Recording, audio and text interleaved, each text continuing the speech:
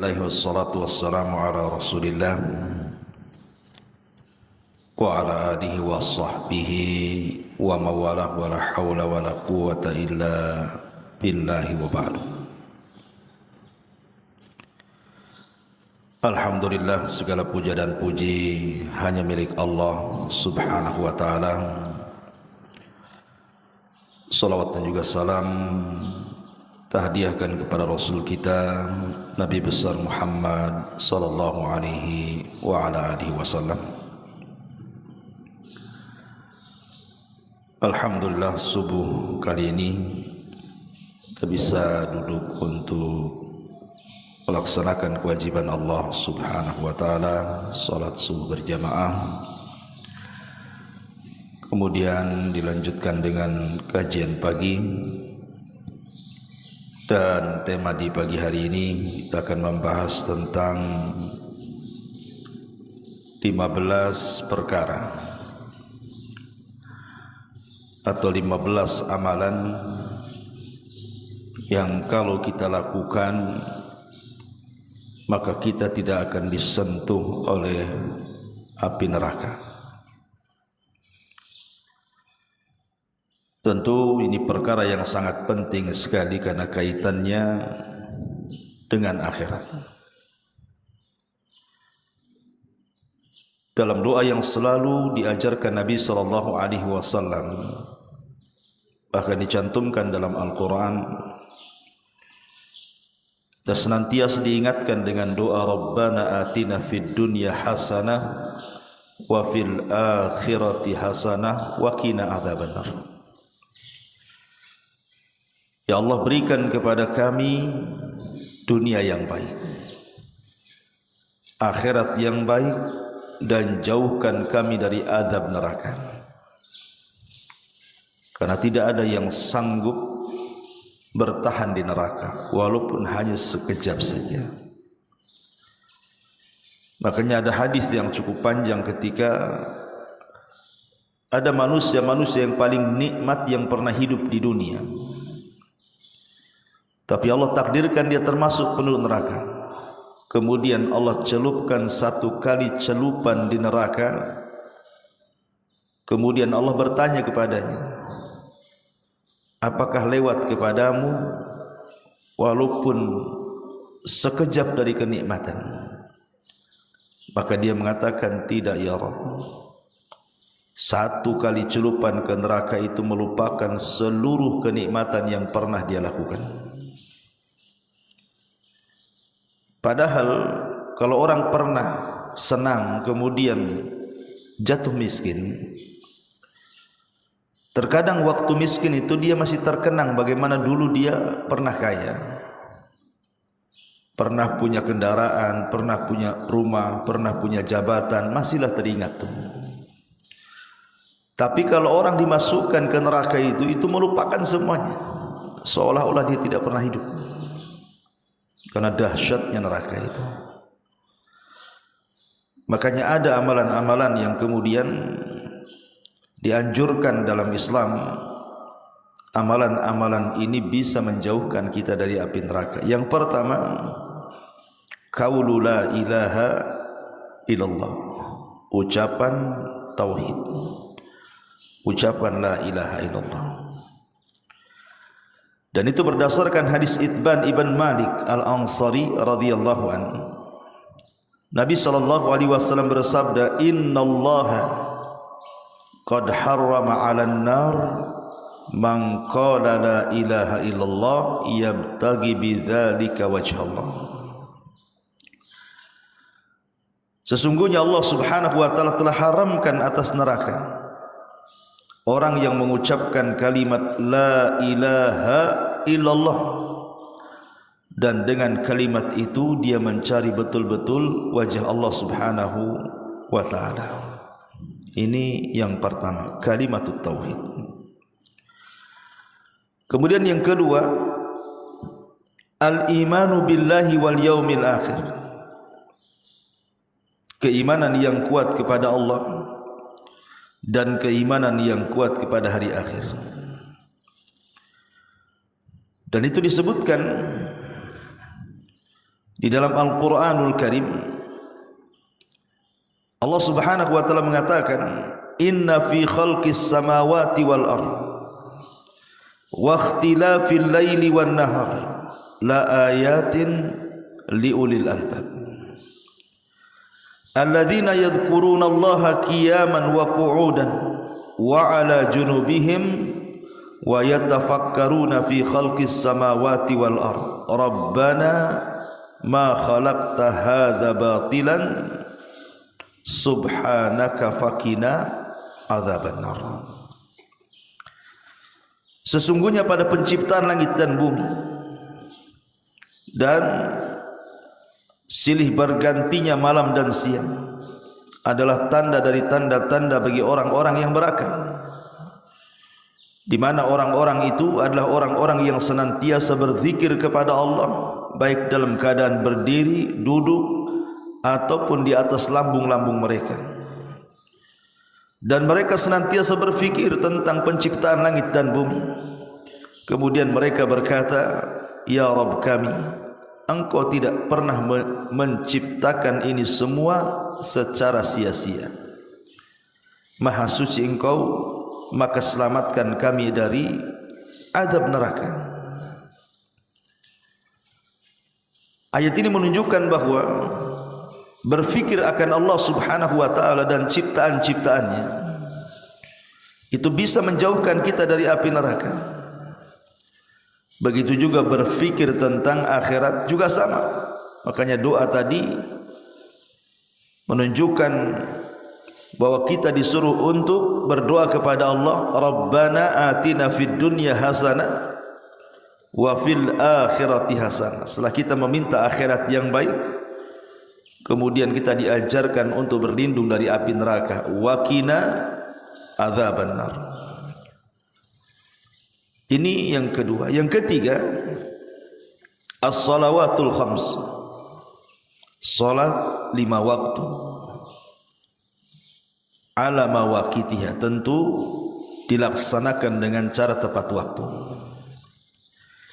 Disebutkan dalam hadis Hamdalah Al-Asadi radhiyallahu anhu, dikeluarkan Imam Muslim dan yang lainnya.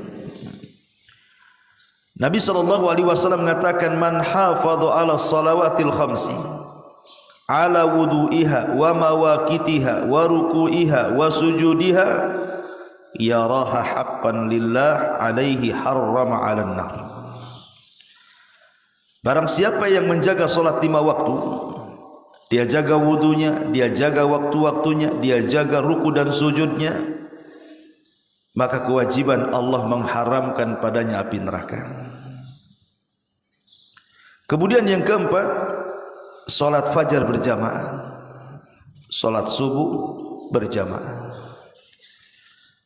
Nabi SAW mengatakan dalam hadis Anas ibn Malik radhiyallahu anhu, kata Nabi SAW, man shalla lillahi arba'ina yawman fi jama'atin yudrik at-takbiratal ula kutibat lahu bara'atani, bara'atu min nar wa bara'atu minan nifaq. Kata Nabi SAW, barang siapa yang salat karena Allah, dalam riwayat salat subuh 40 hari saja dan berjamaah, dia mendapatkan takbiratul ihram, maka akan dicatat 2 keutamaan. 1, dilepaskan dari neraka, dan 2, dilepaskan dari sifat kemunafikan. Kemudian yang kelima, yang keenam, al-muhafadhatu ala arba'i raka'atin qabla dhuhri wa arba'i ba'daha, menjaga 4 rakaat salat sunnah setelah dan sebelum zuhur. Menjaga 4 rakaat sunnah sebelum atau sesudah zuhur. Dari Ummi Habibah, istri Nabi SAW, beliau menukilkan hadis Nabi SAW, man hafadha ala arba'i raka'atin qabla dhuhri wa arba'i ba'daha harramahullahu 'alan nar. Barang siapa yang menjaga 4 rakaat sebelum zuhur dan 4 rakaat setelah zuhur, maka Allah haramkan padanya api neraka.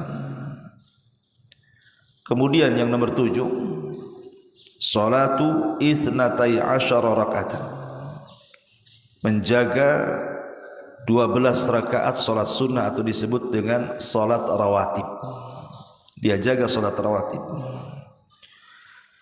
Disebutkan dalam Sunan, dikeluarkan Imam Nasai dari Anas ibn Malik radhiyallahu an, man shalla fi yaumin itsnatai asyrata rak'atan harramahu Allahu lahmahu 'alan nar. Barang siapa yang menjaga 12 rakaat salat sunnah, maksudnya salat rawatib, Allah haramkan dagingnya dari api neraka. Kemudian yang nomor 7, nomor 8, nomor 7, husnul khalqi, husnul khuluqi wa layyinul janibi. Husnul khuluqi wa layyinul janibi, senantiasa menjaga akhlaknya. Dari Abdullah bin Mas'ud radhiyallahu anhu, Nabi SAW mengatakan, ala ukhbirukum biman yahrumu 'alan nar, maukah aku kabarkan kepada kalian orang-orang yang akan diharamkan dari api neraka? Sahabat mengatakan, tentu wahai Rasul. Maka Rasul mengatakan, ala kulli qarib hayyin sahlin, dia pun memiliki akhlak yang mudah, akhlak yang lembut terhadap orang-orang dekatnya. Kemudian yang nomor 8,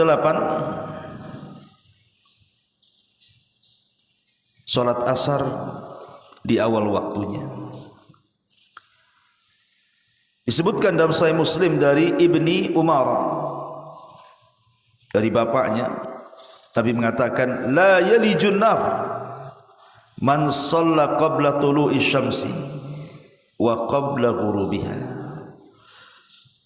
Tidak akan disentuh api neraka orang yang salat sebelum terbit matahari, maksudnya subuh, wa qabla ghurubiha, dan sebelum terbenam matahari, maksudnya salat asar. Jadi siapa yang salat subuh tepat waktu dan salat asar tepat waktu, maka akan dijauhkan dari api neraka. Yang ke-9, takbir al-qadami fi sabilillah, semata-mata hanya menebarkan debu ketika jihad, maka itu sudah cukup bagi dia dijauhkan dari api neraka. Jadi kalau kita terlibat dalam jihad di jalan Allah, kemudian kaki kita atau mungkin kaki kuda kita atau kaki kendaraan kita itu sampai mengepulkan debu, itu sudah cukup bagi dia untuk dijauhkan api neraka. Dalam sebuah hadis yang dikeluarkan oleh Imam Bukhari, Nabi mengatakan, manir barrat qadamahu fi sabilillah harramahu Allahu 'alan nar. Barang siapa yang melumuri kedua kakinya di jalan Allah dengan debu, maka Allah Subhanahu wa taala akan jauhkan padanya dari api neraka. Kemudian yang nomor 10, yang nomor 10 adalah memperbanyak sujud. Dan sujud ini mencakup sujud salat, sujud di luar salat, kan itu. Namanya sujud kan banyak, ada sujud tilawah, ada sujud syukur, ada sujud dalam salat, sahwi, dan begitu seterusnya. Nabi mengatakan, harramallahu 'alan nar an ta'kula athara sujud.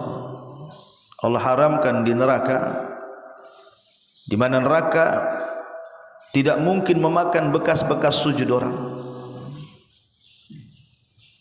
Kemudian yang nomor 11, zikrullah wa tauhiduhu indal maut, mengingat Allah dan mentauhidkan Allah saat menjelang kematiannya. Sebutkan dalam hadis Abi Hurairah radhiyallahu an dan Abi Sa'id Al-Khudri radhiyallahu an bahwa keduanya pernah menyaksikan Nabi sallallahu alaihi wasallam bersabda, "Idza qala al-'abdu la ilaha illallah wallahu akbar."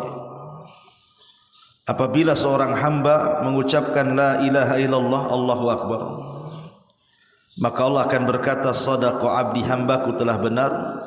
La ilaha illa ana wa ana akbar." Karena saya tidak ada sembahan yang berhak disembah kecuali saya, dan saya adalah akbar, kata Allah. Wa idza qala al-'abdu, dan apabila seorang hamba mengatakan la ilaha illallah wahda, tidak ada sembahan yang berhak disembah kecuali Allah saja, maka Allah akan mengatakan, "Shadaqa 'abdi, hambaku telah benar. La ilaha illa ana wahdi." Karena saya adalah satu-satunya yang tidak berhak disembah kecuali saya. Wa idza qala la ilaha illallah la syarikalah, apabila seorang hamba mengatakan tidak ada sembahan yang berhak disembah kecuali Allah dan tidak ada sekutu baginya, maka Allah mengatakan, "Shadaqa 'abdi, hambaku telah benar. La ilaha illa ana wa la syarikali." Tidak ada sembahan yang berhak disembah kecuali saya dan saya tidak punya sekutu. Apabila seorang hamba mengatakan wa idza qala la ilaha illallah lahul mulku wa lahul hamdu, tidak ada sembahan yang berhak disembah kecuali Allah, bagi dia kekuasaan dan pujian, maka Allah mengatakan, "Shadaqa 'abdi, hambaku telah benar. La ilaha illa ana li al mulku wa li al hamdu." Karena tidak ada sembahan yang berhak disembah kecuali diriku, akulah pemilik kerajaan dan akulah pemilik pujian itu. Wa idza qala, dan apabila hamba mengatakan la ilaha illallah wa la haula wa la quwata illa billah, tidak ada sembahan yang berhak disembah kecuali Allah dan tidak ada daya dan upaya dan kekuatan kecuali Allah, maka Allah akan katakan, "Shadaqa 'abdi, hambaku telah benar. La ilaha illa ana wa la haula wa la quwata illa bi." Tidak ada sembahan yang berhak disembah kecuali saya dan tidak ada daya dan kekuatan kecuali semua milik saya. Kemudian Rasul mengatakan, "Man ruziqahunna inda mauti." Siapa yang ditakdirkan membaca kalimat-kalimat ini sebelum matinya, lam tamassahun nar, neraka tidak akan menyentuhnya. Kalau Allah takdirkan orang sedang ihtidar sakaratul maut itu dia bisa baca zikir ini, maka Rasul mengatakan dia tidak akan disentuh api neraka. Gimana caranya? Ya harus dihafal lah. Dia enggak dihafal mana bisa kan. Kemudian yang nomor 13, ghaddul basar, menundukkan pandangan. Diriwayatkan oleh Imam Tabrani dalam Mu'jam Al-Kabir dari Bahz Ibn Hakim, dari bapaknya, dari kakeknya, Rasul mengatakan, "Salasatun la tara a'yunuhumun nar." 3 kelompok mata mereka tidak akan melihat api neraka. Ainun harasat fi sabilillah, mata para mujahid yang sedang berjaga-jaga di jalan Allah. Wa ainun bakat min khasyatillah, mata yang menangis karena takut kepada Allah Azza wa Jalla. Yang ketiga, wa ainun ghadat an maharimihillah, dan mata yang senantiasa menundukkan dari hal-hal yang diharamkan Allah Subhanahu wa taala. 3 mata yang tidak akan melihat neraka. Matanya para mujahidin, matanya yang takut kepada Allah, dan mata orang-orang yang menundukkan pandangan dari yang diharamkan. Kemudian yang nomor 14, as-sabru ala faqdil walad, sabar ketika kehilangan anak yang dicintainya. Dari Abi Hurairah radhiyallahu anhu, Nabi mengatakan, "La yamutu li ahadin minal muslimin salasatun minal waladi fatamassahun nar illa tahillatal qasami." Seorang muslim yang mendapat kematian ketiga anaknya tidak akan disentuh api neraka kecuali sebatas pelaksanaan sumpah Allah saja. Artinya kalimat tahillatul qasam kecuali hanya sekedar melewati titian saja, karena titian kan di bawahnya neraka. Jadi orang yang punya anak tiga-tiganya mati pula, dia sabar mengharap pahala Allah, maka neraka tidak akan disentuh kecuali dia akan hanya sekedar melewati titian saja. Dan yang terakhir, secara umum ketaatan kepada Allah dan ketaatan kepada Rasulnya adalah penyebab besar orang itu dijauhkan dari api neraka. Dan itu disebutkan dalam surah An-Nisa ayat 13-14, wa man yuti'illaha wa rasulahu yudkhilhu jannatin tajri min tahtihal anhar khalidina fiha wa dzalikal fawzul azim. Wa man ya'sillaha wa rasulahu wa yata'adda hududahu yudkhilhu naran khalidan fiha wa lahu adzabun muhin. Siapa yang taat kepada Allah dan Rasulnya, maka dia akan dimasukkan ke dalam surga yang mengalir di bawahnya sungai-sungai dan dia kekal di dalamnya. Itulah keberuntungan yang besar. Tapi siapa yang bermaksiat kepada Allah dan Rasulnya, kemudian melintasi batasan-batasannya, maka dia akan dimasukkan ke neraka, dikekalkan di dalamnya, dan dia mendapatkan azab yang hina. Dan Rasul mengatakan, kullu ummati yadkhulunal jannah illa man aba. Setiap umatku akan masuk surga kecuali yang enggan.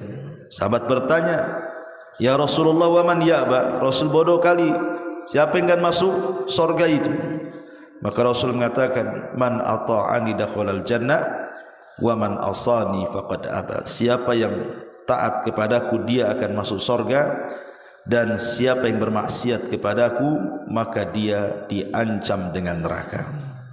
Inilah 15 amalan-amalan yang dirangkum oleh para ulama.